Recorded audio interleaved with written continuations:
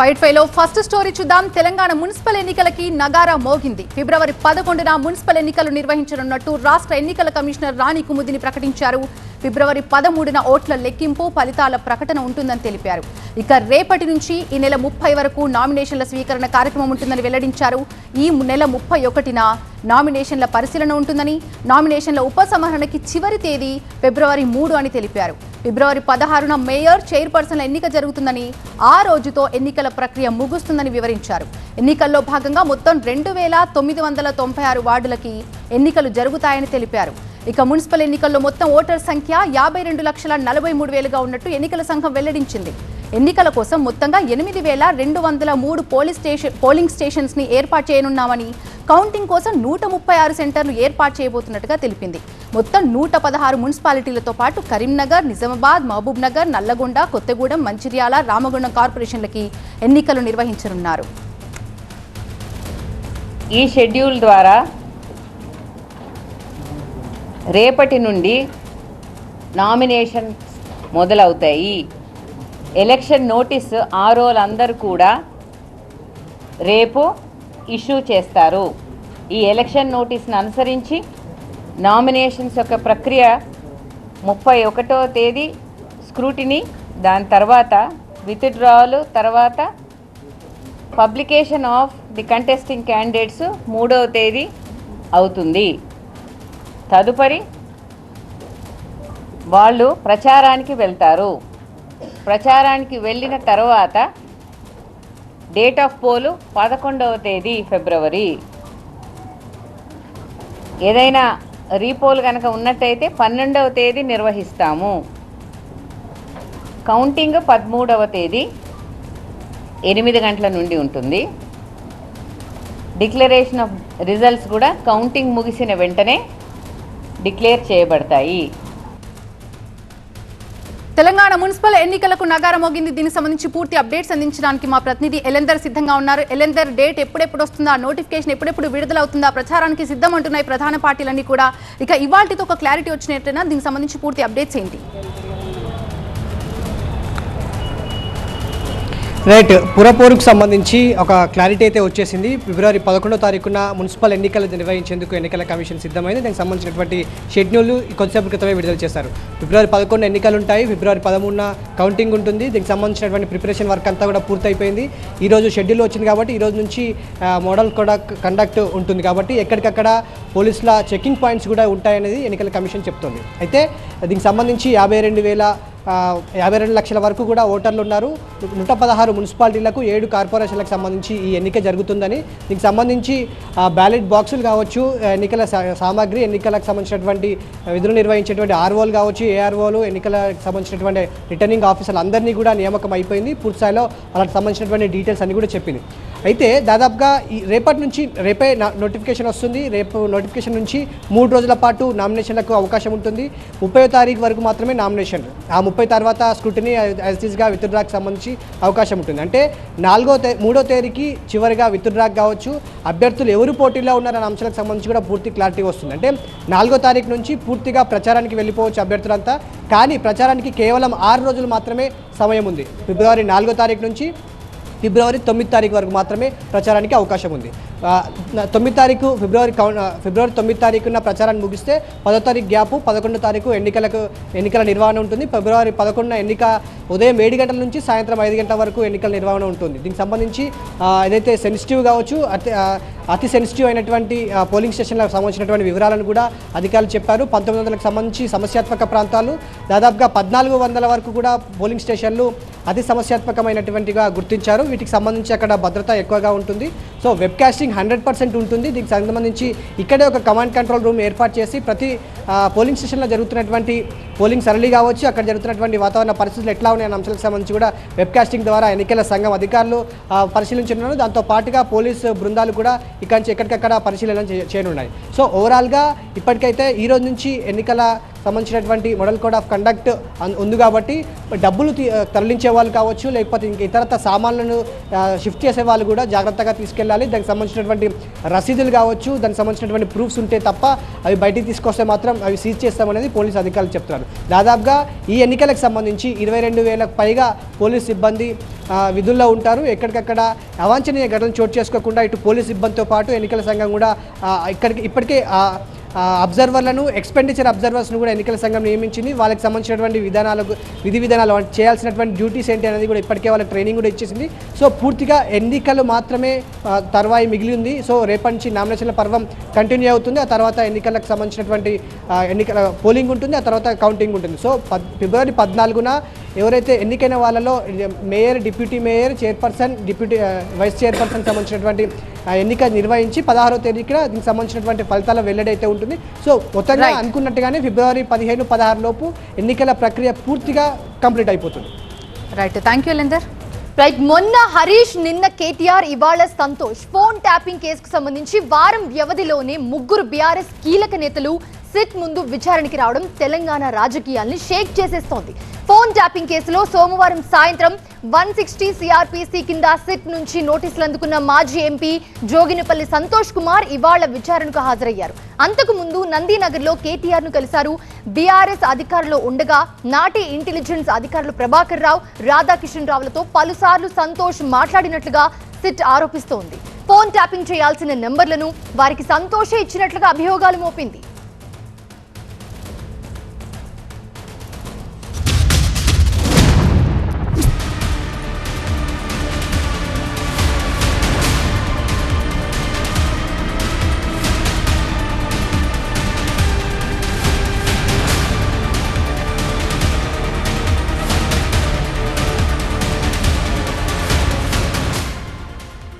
ఇప్పటికే ఈ అంశంలో గులాబీ అగ్రనేతలను విచారించిన సిట్ బృందం ఇవాళ బీఆర్ఎస్ మాజీ ఎంపీ సంతోష్ కుమార్ ను విచారిస్తోంది. మధ్యాహ్నం 3ంటికి జూబ్లీహిల్స్ పిఎస్ కు చేరుకున్న సంతోష్ సిట్ అధికారుల ముందు హాజరయ్యారు. అయితే ఈ కేసులో ఈ నెల 20న సిట్ ముందుకొచ్చిన మాజీ మంత్రి హరీష్ రావును దాదాపు 7 గంటల పాటు విచారించారు అధికారులు. ఫోన్ ట్యాపింగ్ కు సంబంధించి కీలక అంశాలపై ఆరా తీశారు.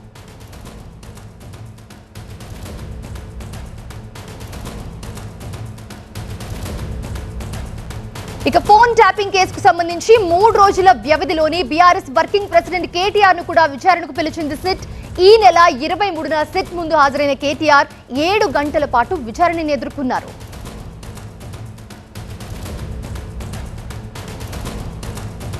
ఇప్పుడు మరో 3 రోజుల తర్వాత బీఆర్ఎస్ మాజీ ఎంపీ సంతోష్ కూడా సిట్ ముందు హాజరు కావడం చర్చనీయాంశంగా మారింది. మరి విచారణ ఎంతసేపు సాగుతుంది, ఆ తర్వాత సిట్ తీసుకోబోయే స్టెప్ ఎలా ఉండబోతుంది అన్నది ఇప్పుడు చర్చనీయాంశంగా మారింది.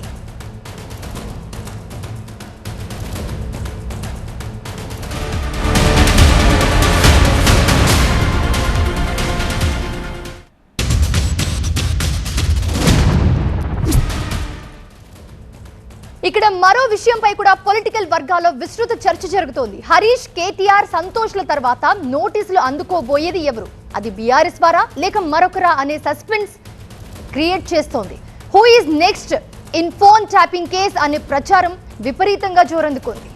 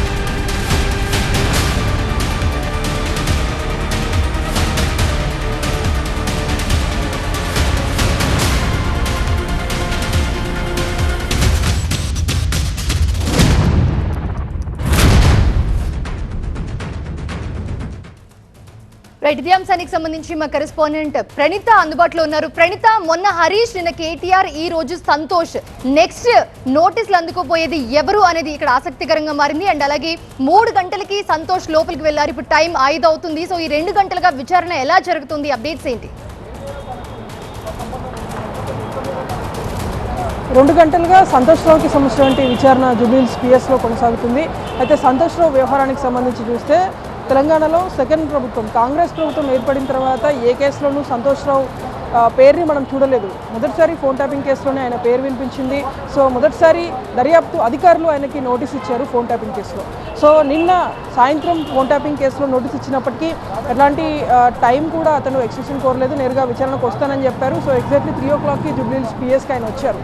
సో ఇప్పుడు ఇన్వెస్టిగేషన్ అంతా కూడా పూర్తిగా ఫోన్ ట్యాపింగ్ కేసులో అరెస్ట్ అయినటువంటి రాధాకిషన్ రావు కావచ్చు, ఆ తర్వాత అక్యూజ్డ్గా ఉన్నటువంటి ప్రభాకర్ రావు కావచ్చు, వీరి ఇద్దరికి సంబంధించినటువంటి ఫోన్ నంబర్స్లో సంతోష్ రావు ఫోన్ నంబర్స్ నుండి కొన్ని వాట్సాప్ ద్వారా కొన్ని నంబర్స్ వీళ్ళకి ఎందుకు వచ్చాయి, సో ఈ నంబర్స్ ట్యాపింగ్ లిస్ట్లో కూడా ఎందుకు ఉన్నాయనేటువంటి దానిపైనే ఇప్పుడు సిట్ సంతోష్ రావు నుండి సమాధానం రాబడుతుంది. మొత్తం విచారణ అంతా కూడా ఆడియో వీడియో రికార్డింగ్ చేస్తున్నారు. గతంలో కేటీఆర్తో పాటు హరీష్కి సంబంధించినటువంటి విచారణ దాదాపు 7 గంటల పాటు కూడా కొనసాగినటువంటి సందర్భాలు చూస్తాం.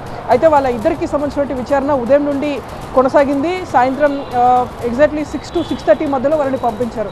కానీ సంతోష్ రావుకి సంబంధించినటువంటి విచారణ స్టార్ట్ అయింది 3 o'clockకి స్టార్ట్ అయింది. కాబట్టి ఎన్ని గంటల పాటు అతన్ని విచారిస్తారు అనేటువంటిది కూడా ఇప్పుడు కీలకంగా మారింది. అయితే లాస్ట్ గవర్నమెంట్లో కీలక అంశాలకు సంబంధించినటువంటి వ్యవహారాలన్నీ కూడా సంతోషే చూస్తూ వచ్చారు. సో కొన్ని పొలిటికల్ పోస్టింగ్స్ కావచ్చు అండ్ రిమైనింగ్ ఈ ఫోన్ ట్యాపింగ్కి సంబంధించినటువంటి వ్యవహారంలో వార్ రూమ్కి సంబంధించినటువంటి కొన్ని ఆదేశాలు సైతం సంతోష్ రావే ఇచ్చారు అనేటువంటిదే ప్రధాన ఆరోపణ. సో దీనికి సంబంధించి గతంలో రాధాకిషన్ రావు కావచ్చు, ప్రభాకర్ రావు కావచ్చు, వాళ్ళు ఇచ్చేటువంటి స్టేట్మెంట్స్ని సంతోష్ రావు ముందు పెట్టి ప్రజెంట్ సంతోష్ రావుని దర్యాప్తు అధికారులు ప్రశ్నిస్తున్నట్టు తెలుస్తుంది. సో ఇతడిచేటువంటి ఇన్ఫర్మేషన్ ఆధారంగా ఫర్దర్గా ఎవరికి నోటీసులు ఇస్తారు అనేటువంటిది కూడా ఇప్పుడు చాలా కీలకంగా మారింది. ఈ కేసులో సెకండ్ ఇన్నింగ్స్లో ఈ దర్యాప్తు అంతా కూడా కొనసాగుతుంది. ఫస్ట్ ఇన్నింగ్స్లో కేవలం పోలీస్ ఆఫీసర్స్ పాత్ర వరకు మాత్రమే సిట్ పరిమితమైంది.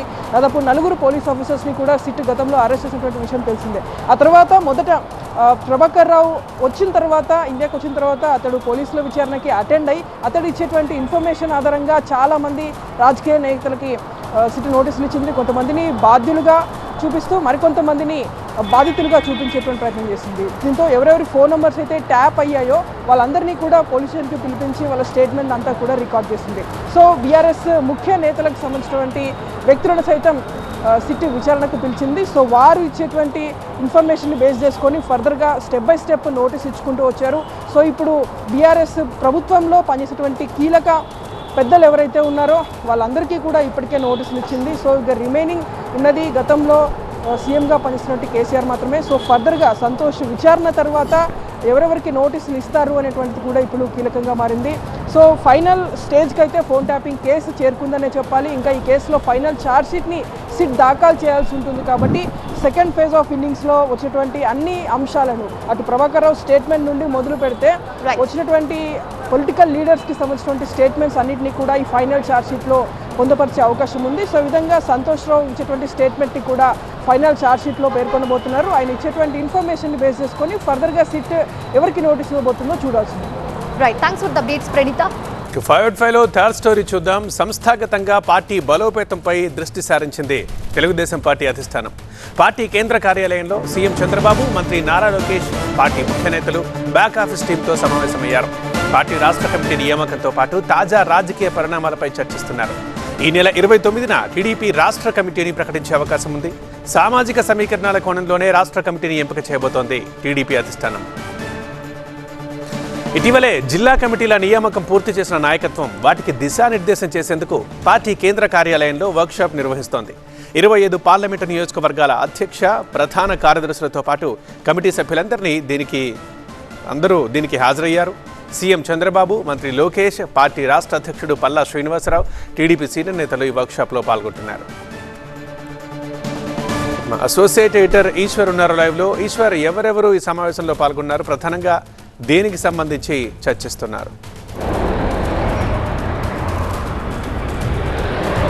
తెలుగుదేశం పార్టీ ఈ సమావేశాన్ని వర్క్షాప్ని చాలా కీలకంగా భావిస్తోంది. భవిష్యత్తులో జరగబోయే కీలక మార్పులకి సంస్థాగతంగా ఒక బలమైన గ్రౌండ్ని ప్రిపేర్ చేయడానికి తెలుగుదేశం పార్టీ సిద్ధమవుతున్నట్టుగా ఈ సమావేశాలను చూస్తే మనకు అర్థమవుతుంది. దాదాపు 1000 మందికి పైగా ప్రతినిధులు ఈరోజు సమావేశానికి హాజరయ్యారు. వీళ్ళందరూ ఇటీవల తెలుగుదేశం పార్టీ జిల్లా కమిటీలు నియమించింది. జిల్లా కమిటీల్లో పార్లమెంటరీ జిల్లా కమిటీ, ప్రతి పార్లమెంటరీ నియోజకవర్గాన్ని గతంలోనే జిల్లాలుగా మార్చుకుని వాటికి జిల్లా అధ్యక్షులు నియమిస్తూ వచ్చింది తెలుగుదేశం పార్టీ. ఇప్పుడు తాజాగా కూడా ఇటీవల 26 జిల్లాలకి, అంటే కొత్త జిల్లాలు 2 యాడ్ అయ్యాయి, వాటికి సంబంధించి కమిటీలు కొత్తగా వేయాల్సింది. 26 జిల్లాలకు సంబంధించి జిల్లా అధ్యక్షులు, కార్యదర్శులతో పాటు వాళ్ళకున్న ట్రెజరర్స్ కావచ్చు, లేకపోతే మిగతా జనరల్ సెక్రటరీ ఉంటారు, అదే సమయంలో 2 వైస్ ప్రెసిడెంట్ ఉంటారు. సో వీళ్ళందరికీ కేటగిరీ వైజ్గా ఈరోజు సమావేశాన్ని ఏర్పాటు చేశారు. ప్రధానంగా పదవులు ఇచ్చిన తర్వాత పదవులకి సంబంధించి సాధారణంగా అలా నడిచిపోతుంటుంది. పార్టీకి సంబంధించి పదవులు తీసుకున్న వాళ్ళు జిల్లాల్లో సాధారణంగా కార్యక్రమాలు చేసుకుంటూ వెళ్ళిపోతుంటారు. కానీ తెలుగుదేశం పార్టీ సంస్థాగతంగా బలమైన ఒక మార్పును తీసుకురావాలని భావిస్తోంది. అందుకనే కేవలం పదవులు ఇచ్చేసి వదిలేయకుండా వాళ్ళకి అది పూర్తిగా ఒక వ్యవస్థీకృతం చేయాలి. ఒక వ్యక్తులతో సంబంధం లేకుండా ఒక పూర్తి స్థాయిలో ఒక ఇన్స్టిట్యూషన్ లాగా దాన్ని తయారు చేయాల్సిన అవసరం ఉంది. ప్రతి జిల్లా యూనిట్ని ఎవరితో సంబంధం లేకుండా సిస్టమ్ ఒకటి ఏర్పాటు చేస్తే దాని పాటికి సిస్టమ్ రన్ అయ్యేటట్టుగా చూడాలన్న లక్ష్యంతో ఈరోజు ముందుకు వెళ్తున్నట్టుగా మనకి చాలా స్పష్టంగా అర్థమైనట్టుగా మనం అర్థం చేసుకోవచ్చు. ఎందుకంటే ఈరోజు కూడా వాళ్ళు ప్రధానంగా ముఖ్యమంత్రి ప్రస్తుతం చివరి సీట్లో ఎక్కడైతే ఒక్కొక్క సెషన్కి విడివిడిగా క్లాసులు జరుగుతున్నాయి, ఒక్కొక్క కేటగిరీ వైజ్గా చేసి 3 బ్లాకులుగా విభజించి క్లాసులు నిర్వహిస్తున్నారు.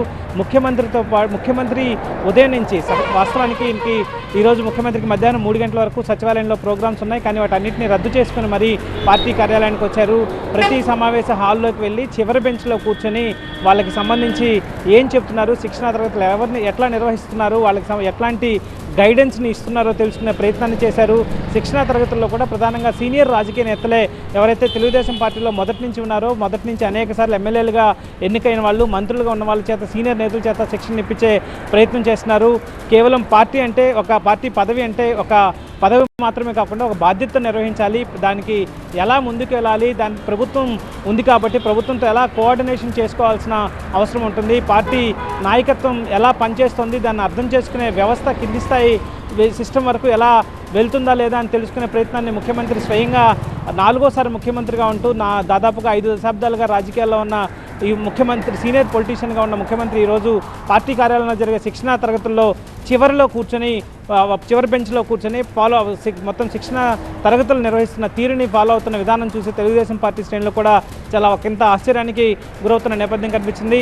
సో వీటన్నిటిని ఒకసారి చూస్తే మరొకవైపు పార్టీకి సంబంధించిన రాష్ట్ర కమిటీ కూడా త్వరలోనే నియామకం కావాల్సి ఉంది. జిల్లా కమిటీలు పూర్తయ్యాయి, కానీ రాష్ట్ర కమిటీ ఈ నెల 29కి ప్రారంభం ప్రకటించే అవకాశం ఉంది. అదే సమయంలో బ్యాక్ ఆఫీసర్ని కూడా స్ట్రెంగ్తన్ చేస్తున్న నేపథ్యం కనిపించింది. సో ఓవరాల్గా అన్ని చూస్తే భవిష్యత్తులో అతి సమీపంలో జరిగే చాలా కీలక మార్పులకి తెలుగుదేశం పార్టీ గ్రౌండ్ని ప్రిపేర్ చేస్తుంది. అందుకనే ఆ దిశగానే సంస్థాగతంగా కీలకమైన బలోపేతం చేసే దిశగా ముందుకు వెళ్తుందని మాత్రం అర్థం చేసుకోవాల్సిన నేపథ్యం కనిపిస్తుంది. Over to studio. Right Eshwar. ప్రజాభవన్లో నిన్న డిప్యూటీ సీఎం భట్టి విక్రమార్కతో 3 మంత్రుల భేటీ తెలంగాణ రాజకీయాల్లో హాట్ టాపిక్ గా మారింది. ముఖ్యమంత్రి రేవంత్ రెడ్డి విదేశీ పర్యటనలో ఉన్నప్పుడు జరిగిన ఈ భేటీ ఆసక్తికరంగా మారింది. లోక్ భవన్ లో గవర్నర్ నిర్వహించిన ఎట్ హోమ్ కార్యక్రమంలో పాల్గొన్న అనంతరం ఉప ముఖ్యమంత్రి భట్టి విక్రమార్క, మంత్రులు శ్రీధర్ బాబు, ఉత్తమ్ కుమార్ రెడ్డి, అట్లూరి లక్ష్మణ్ నేరుగా ప్రజాభవన్ కు వెళ్లారు. సమావేశంలో పలు అంశాలపై నేతల మధ్య చర్చ జరిగింది. అయితే మంత్రులు తనతో భేటీ కావడం సాధారణ విషయమని స్పష్టం చేశారు భట్టి విక్రమార్క. ముఖ్యమంత్రి రేవంత్ రెడ్డి అందుబాటులో లేరు కాబట్టి మంత్రులు తనతో పలు అంశాలపై చర్చించారని చెప్పారు. తనతో పాటు సీఎం, మంత్రులంతా సమిష్టిగా పనిచేస్తున్నామన్నారు భట్టి. ముఖ్యమంత్రి దగ్గరికి మంత్రులు వచ్చి మాట్లాడితే దేనికోసం వచ్చి మాట్లాడతారు? ఈ రాష్ట్ర పాలనకు సంబంధించో, రేపొద్దున జరిగేటువంటి మున్సిపల్ ఎన్నికలకు సంబంధించో, లేకపోతే ఇంకో అంశాలు, పరిపాలనకు సంబంధించిన అంశాల గురించి మాట్లాడతారు. ముఖ్యమంత్రి గారు అందుబాటులో లేరు కాబట్టి కొన్ని విధానపరమైన నిర్ణయాలు తీసుకునే అవసరం ఉంది కాబట్టి నాతో మాట్లాడి నిర్ణయాలు తీసుకుంటారు. దానికి వాళ్ళు ఏదో ఉంచుకొని కలలుగంటున్నారేమో. ఈ రాష్ట్రంలో ముఖ్యమంత్రి కానీ, ఉప ముఖ్యమంత్రి కానీ, మంత్రులు కానీ అందరూ చాలా సమిష్టిగా కలిసి ఒక ఉమ్మడి కుటుంబంలా పనిచేస్తున్నారు. తమ భేటీపై కొంతమంది విష ప్రచారం చేస్తున్నారని మండిపడ్డారు మంత్రి శ్రీధర్ బాబు. మంత్రుల భేటీలో ఎలాంటి దాపరికాలు లేవని, పాలనాపరమైన అంశాలతో పాటు మున్సిపల్ ఎన్నికల సన్నద్ధతపై మాట్లాడుకున్నామని చెప్పారు. అసత్య ప్రచారాలు ప్రజాస్వామ్యానికి ప్రమాదమని, రాష్ట్ర అభివృద్ధిలో అందరూ భాగస్వామ్యం కావాలన్నారు శ్రీధర్ బాబు. ఇదే విషయానికి సంబంధించిన కంప్లీట్ డీటెయిల్స్ తో మా స్పెషల్ కరెస్పాండెంట్ ప్రభాకర్ సిద్ధంగా ఉన్నారు లైవ్ లో. సో ప్రభాకర్, భేటీ చాలా సాధారణమైనది, పాలనా విషయాలే మాట్లాడుకున్నామని చెప్తున్నప్పటికీ బయట చర్చ మాత్రం వేరే రకంగా ఉంది. అసలు ఈ టైంలో ఎందుకు భేటీ అయ్యారు, ఏం చర్చించారు అన్న ఆసక్తి పెరుగుతోంది. సో ఓవరాల్ గా ఏం జరుగుతోంది? రైట్, నిన్న ఈవినింగ్ టైంలో జరిగిన ఈ మీటింగ్ రాష్ట్ర వ్యాప్తంగా కూడా రకరకాల స్పెక్యులేషన్స్కి కారణమైంది. సో ఆ స్పెక్యులేషన్స్ని క్లియర్ చేసే ప్రయత్నం నిన్న మీటింగ్లో ఉన్న ఇద్దరు మంత్రులు కూడా చేశారు. హోస్ట్ చేసిన డిప్యూటీ చీఫ్ మినిస్టర్ భట్టితో పాటుగా ఆ మీటింగ్కి అటెండ్ అయిన శ్రీధర్ బాబు కూడా దీనిపైన క్లారిటీ ఇచ్చే ప్రయత్నం చేశారు. నిన్న ఎట్ హోమ్ జరిగింది లోక్ భవన్లో ఎట్ హోమ్ జరిగిన వెంబటే అక్కడే ఉన్న భట్టి తమతో పాటు ప్రజాభవన్కి మిగతా మంత్రులను కూడా ఉత్తమ్ కుమార్ రెడ్డి, అడ్డూరు లక్ష్మణ్ కుమార్, శ్రీధర్ బాబు ఈ ముగ్గురిని కూడా ఆహ్వానించారు. అందరు కలిసి ఒకే కారులో వెళ్లారు. దాని తర్వాత అక్కడ రాజకీయ పరంగా కొన్ని ప్రభుత్వ పరంగా కొన్ని చర్చలు జరిగాయి. కాకపోతే దీనికి సంబంధించి నిన్నటి నుంచి కూడా మంత్రుల రహస్య భేటీ అంటూ వస్తున్న ప్రచారాలను తిప్పికొట్టారు. రహస్య భేటీ ఏం కాదు, అందరి ముందరే నలుగురం కలిసి ఒకే కారులో వెళ్ళాం, అది రహస్య భేటీ ఎలా అవుతుంది, దట్టు మేము కలిసింది ప్రజాభవన్లో అంటూ మంత్రి శ్రీధర్ బాబు క్లారిటీ ఇచ్చారు. దాంతోపాటుగా రాజకీయంగా ఆరోపణల వరకు ఓకే, కానీ ఇలా రహస్య భేటీ అంటూ ప్రభుత్వాన్ని తప్పుదారి పట్టించే ప్రభుత్వం పైన తప్పుడు ఆరోపణలు చేయడం, వ్యక్తిత్వ హననానికి పాల్పడడం, ఇవన్నీ కూడా తప్పుడు చర్యలంటూ కూడా శ్రీధర్ బాబు ఒక నోట్ను రిలీజ్ చేశారు. ముఖ్యమంత్రి అందుబాటులో లేరు కాబట్టి తన దగ్గర కొన్ని అంశాలు చర్చకు వచ్చాయి. మున్సిపల్ ఎలక్షన్ షెడ్యూల్ వస్తుంది, దాంతోపాటుగా సీఎం వచ్చిన తర్వాత కొన్ని సభలు, మున్సిపల్ ఎలక్షన్ సంబంధించిన ప్రచార సభలకు సంబంధించి పాల్గొనే అంశాలు ఉన్నాయి. సో వీటిపైన డిస్కస్ చేశామంటూ డిప్యూటీ సీఎం చెప్తున్నారు. ప్రభుత్వం అనేది ఒక యూనిట్గా ఉంటుంది, క్యాబినెట్ అనేది ఒక యూనిట్గా ఉంటుంది. ఎప్పుడైనా సీనియర్ మంత్రులు కలిసి పాలనాపరమైన వ్యవహారాలని, పాలనాపరమైన నిర్ణయాలని సమీక్షించుకోవడం, చర్చించడం అనేది చాలా సాధారణ విషయం. దీన్ని ముఖ్యమంత్రి అఫీషియల్ టూర్లో ఉండగా విదేశీ పర్యటనలో ఉండగా ఇట్లాంటి రాజకీయం చేయడం తగదు అంటూ కూడా శ్రీధర్ బాబు చెప్తున్నారు. సో ఓవరాల్గా మంత్రుల భేటీ అనేది అంటే మెయిన్గా అటు నైని అంశం బీఆర్ఎస్ లేవనెత్తిన నేపథ్యంలో, నైని కోల్ బ్లాక్ అంశం బీఆర్ఎస్ బట్టిపైన ఆరోపణలు చేస్తున్న నేపథ్యంలో ఇలాంటి చర్చ జరగడం, ఇలాంటి మీటింగ్ జరగడం రాజకీయ వర్గాల్లో కొంత ఆసక్తి రేపినప్పటికీ కూడా ఇవన్నీ కూడా తప్పుడు ఆరోపణలు అంటే అటు మంత్రులు తప్పుపడుతున్నారు, మంత్రులు కూడా ఖండించారు. రైట్ ప్రభాకర్, రేపటి నుంచి పార్లమెంట్ బడ్జెట్ సమావేశాలు ప్రారంభం కాబోతున్నాయి. 2 విడతల్లో బడ్జెట్ సమావేశాలు జరగబోతూ ఉండగా రేపటి నుంచి ఫిబ్రవరి 13 వరకు మొదటి దశ, మార్చి 9 నుంచి ఏప్రిల్ 2 వరకు రెండో విడత సమావేశాలు జరుగుతాయి. రేపు రాష్ట్రపతి ద్రౌపది ముర్ము ప్రసంగంతో పార్లమెంట్ బడ్జెట్ సమావేశాలు ప్రారంభమవుతాయి. ఫిబ్రవరి 1న కేంద్ర ఆర్థిక మంత్రి నిర్మలా సీతారామన్ బడ్జెట్ ని ప్రవేశపెట్టబోతున్నారు. ఫిబ్రవరి 2 నుంచి 4 వరకు రాష్ట్రపతి ప్రసంగానికి ధన్యవాదాలు తెలిపే తీర్మానంపై చర్చ జరుగుతుంది. ఆ తర్వాత ఫిబ్రవరి 13 వరకు మొదటి దశ పార్లమెంట్ సమావేశాలు జరుగుతాయి. పార్లమెంట్ చరిత్రలో మొదటిసారి ఆదివారం బడ్జెట్ ని ప్రవేశపెడుతూ ఉండడం హాట్ టాపిక్ గా మారుతోంది. రేపటి నుంచి పార్లమెంట్ సమావేశాల ప్రారంభంతో కేంద్రం అఖిలపక్ష సమావేశం నిర్వహించింది. కేంద్ర పార్లమెంటరీ వ్యవహారాల శాఖ మంత్రి కిరణ్ రిజిజు అధ్యక్షతన కొనసాగిన ఈ సమావేశంలో పలు పార్టీల నేతలు పాల్గొన్నారు. టీడీపీ నుంచి శ్రీకృష్ణదేవరాయలు, జనసేన నుంచి బాలశౌరి, వైసీపీ తరపున మిథున్ రెడ్డి, సుభాష్ చంద్రబోస్ హాజరయ్యారు. బీఆర్ఎస్ నుంచి సురేష్ రెడ్డి పాల్గొన్నారు. ఈ సందర్భంగా శాసనపరమైన ఎజెండాని వివరించడంతో పాటుగా బడ్జెట్ సమావేశాలను సజావుగా సాగేందుకు సహకరించాలి అంటూ కేంద్ర మంత్రి కిరణ్ రిజిజు అన్ని పార్టీలను కోరారు. ఇక కేంద్రం పలు కీలక బిల్లులను ప్రవేశపెట్టనుండగా ఉపాధి హామీ పథకానికి చెందిన జీరామ్జీ బిల్ ని వ్యతిరేకిస్తూ కాంగ్రెస్ నిరసనలకు సిద్ధమవుతోంది. ఏపీ, తెలంగాణలోని అధికార విపక్షాలు పార్లమెంట్ సమావేశాల ఎజెండాను ఇప్పటికే ఫిక్స్ చేసుకున్నాయి. అమరావతికి చట్టబద్ధత కల్పించడం, నదుల అనుసంధానం, పీపీపీ విధానంపై చర్చకి టీడీపీ పట్టుబట్టబోతోంది. అమరావతి రైతులకు న్యాయం చేయాలనే డిమాండ్ వైసీపీ లేవనెత్తనుంది. అలాగే తెలంగాణలో ప్రకంపనలు రేపుతున్న సింగరేణి బొగ్గు స్కామ్, నదుల అనుసంధానం, నీటి పంపకాలు, విభజన చట్టంలోని పెండింగ్ అంశాలను బీఆర్ఎస్ లేవనెత్తబోతోంది. మా ప్రతినిధి గోపి మరింత సమాచారంతో లైవ్ లో సిద్ధంగా ఉన్నారు. గోపి, దేశవ్యాప్తంగా అనేక కీలక అంశాలపై చర్చలు అలాగే నిరసనలు కూడా హోరెత్తుతున్న వేళ జరగబోతున్న పార్లమెంట్ బడ్జెట్ సమావేశాల మీద ఎలాంటి ఎక్స్పెక్టేషన్స్ ఉన్నాయి? పార్టీలన్నీ కూడా ఎలాంటి ఎజెండాతో సిద్ధమవుతున్నాయి?